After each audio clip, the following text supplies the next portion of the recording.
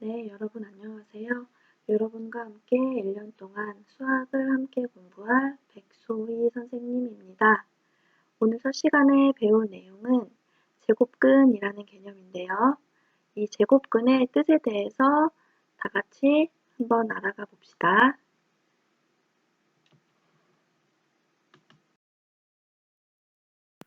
오늘 배울 내용에 들어가기 전에 간단히 복습해 봅시다. 2학년 때 배운 피타고라스 정리 다들 기억하시죠? 직각삼각형에서 적용할 수 있는 내용입니다. 첫 번째, 두 변의 길이가 6과 8인 직각삼각형에서 대각선의 길이는 그렇죠. 두 변의 길이의 제곱의 합은 가장 긴 변, 즉 대각선의 길이의 제곱과 같다. 따라서 양수 범위에서 찾으면 대각선의 길이는 그렇죠. 10이 되겠죠. 그럼 같은 방법으로 두 번째 직각삼각형 두 변의 길이의 제곱의 합은 9분의 25가 되므로 대각선 길이는 얼마가 되죠? 그렇죠. 3분의 5가 됩니다.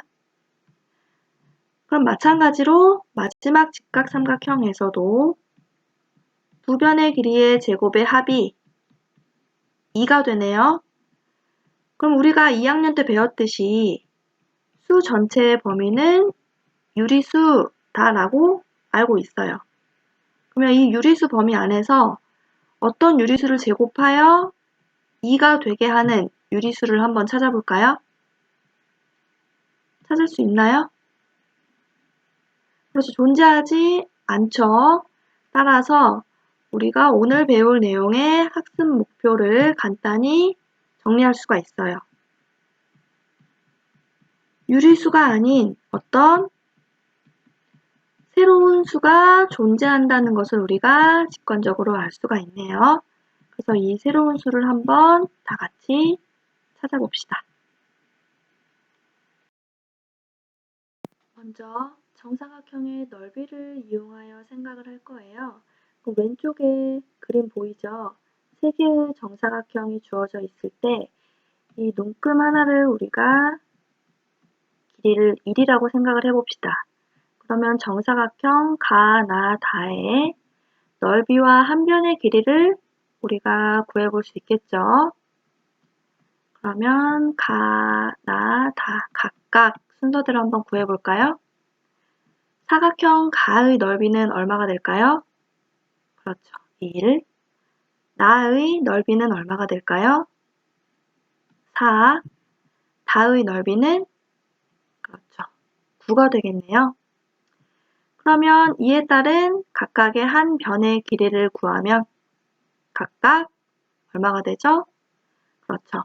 가의 한 변의 길이는 1, 나의 한 변의 길이는 2, 다의 한 변의 길이는 3이 되겠네요. 그러면 여러분이 어떤 특정한 규칙성을 하나 찾을 수 있을 거예요. 그러면 이를 참고하여 두 번째 문제. 넓이가 25인 정사각형의 길이, 한 변의 길이를 x라고 했을 때 이 넓이와 x 사이의 관계식을 한번 찾아볼까요? 여기 x가 빠졌네요. 그러면 어떻게 나타낼 수 있죠? 그렇죠. 정사각형이므로 가로 길이 곱하기 세로 길이, 즉 제곱값이 25가 된다. 이렇게 식으로 표현할 수가 있겠네요. 그러면 이 식을 참고하여 세 번째 문제. 그럼 제곱하여 25가 되는 수에는 어떤 수가 있을까요? 그렇죠. 먼저 양수에서 5를 찾을 수 있네요. 혹시 또 찾을 수 있을까요? 그렇죠. 음수 범위에서 한 가지를 더 찾을 수가 있어요. 바로 마이너스 5입니다. 다시 한번 정리하면 5와 마이너스 5를 제곱하면 25가 된다 라고 정리할 수 있겠네요. 그러면 이 특징에 대해서 다음 슬라이드에서 다시 한번 자세하게 다뤄볼게요.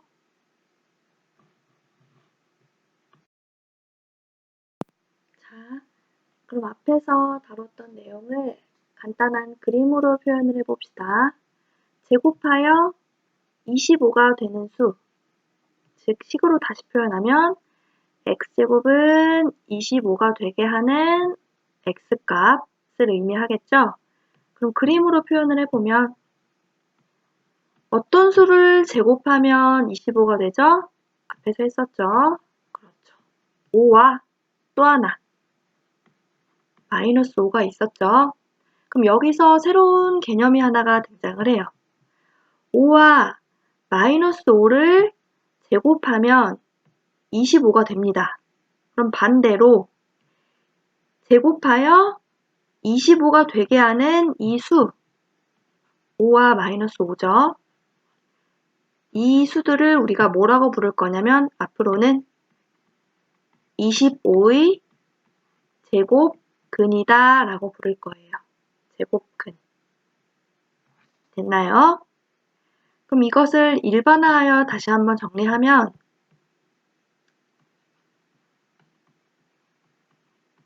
제곱하여 a가 되는 어떤 수, 이 말과 같은 말은 x제곱을 a 값이라고 했을 때 어떤 수를 제곱하여 a가 되는 거죠? 얘를 만족하는 x값을 바로 같은 수라고 할 수 있겠네요. 얘를 앞으로 우리가 뭐라고 부른다? 그렇죠. a의 제곱근이다 라고 이름을 붙여줄게요. 이해됐나요? 쉽게 말해서 제곱과 반대되는 개념이라고 생각을 해주면 돼요. 됐나요? 그럼 넘어가 봅시다. 앞에서 다룬 제곱근 개념 조금 이해가 되나요? 그럼 제곱근 개념과 관련하여서 추가로 알아둬야 할 내용이 있어요. 먼저 여기 첫 번째. 우리가 자주 쓰는 수죠. 바로 0. 그럼 이 0의 제곱근을 우리가 한번 구해봅시다. 그럼 0의 제곱근은 다시 말하면 제곱하여 0이 되게 하는 수를 구하라 라는 거예요. 그러면 우리가 바로 찾을 수 있겠죠? 제곱하여 0이 되는 수는 어떤 수가 있죠? 그렇죠. 0, 1개네요.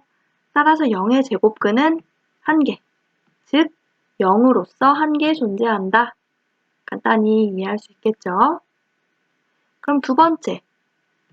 그러면 어떤 일반적인 음수에 대해서 어떤 음수에 대해 제곱근을 구할 수 있을까요?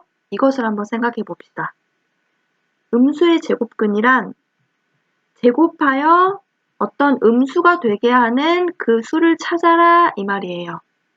그럼 우리가 간단히 생각을 해보면 우리가 수의 범위는 크게 세 가지로 나눌 수가 있어요. 양수, 0, 그리고 음수. 이렇게 분류를 할 수가 있는데 그럼 각각의 수들을 제곱을 해줬을 때 어떤 수가 되는지 한번 볼까요? 양수를 제곱하면 어떤 수가 되죠? 그렇죠. 항상 양수가 되죠. 0을 제곱하면 0이 되고 음수를 제곱하면 양수가 되네요. 그러면 항상 어떤 제곱수는 양수가 되거나 0이 된다는 뜻이에요. 그러면 제곱해서 음수가 될 수 있나요? 될 수 없죠. 0 또는 양수만 되기 때문에 제곱하여 음수가 되는 수는 존재하지 않는다 라고 할 수가 있겠네요. 없다. 이해됐나요? 따라서 음수의 제곱근이라는 것은 중학교 범위에서 존재하지 않기 때문에 우리는 항상 어떠한 양수에 대해서 제곱근을 구해볼 거예요. 간단히 이해할 수 있을까요? 그럼 예를 들어 생각해 봅시다. 마이너스 3이라는 수가 주어져 있어요. 얘는 무슨 수죠? 그렇죠. 음수예요. 그러면 이 음수 마이너스 3에 대한 제곱근을 구하라. 그럼 이 말은 제곱하여 마이너스 3이 되게 하는 수를 구하는 뜻이에요. 제곱해서 항상 양수나 0이 되기 때문에 마이너스 3이라는 음수가 될 수 없다 그랬죠. 따라서 마이너스 3의 제곱근은 있다 없다? 그렇죠. 없다.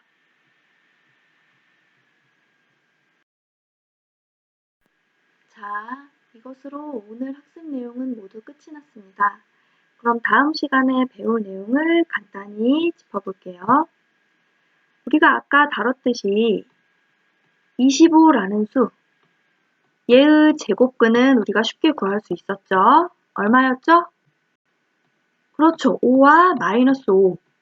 우리가 알고 있는 유리수, 특히 정수 범위 내에서 쉽게 찾을 수가 있었어요. 근데 이 25와는 다르게 특별한 수가 있어요. 예를 들어 7과 같은 경우. 그럼 7의 제곱근도 우리가 정수 또는 유리수 범위 내에서 찾을 수가 있나요?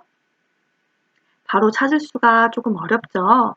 그럼 이러한 수들에 대해서는 우리가 제곱근을 어떻게 표현할지에 대한 방법, 즉 기호에 대해서 다뤄볼 거예요. 됐나요? 그럼 이것으로 오늘 수업을 마치도록 하겠습니다. 모두 고생 많으셨습니다.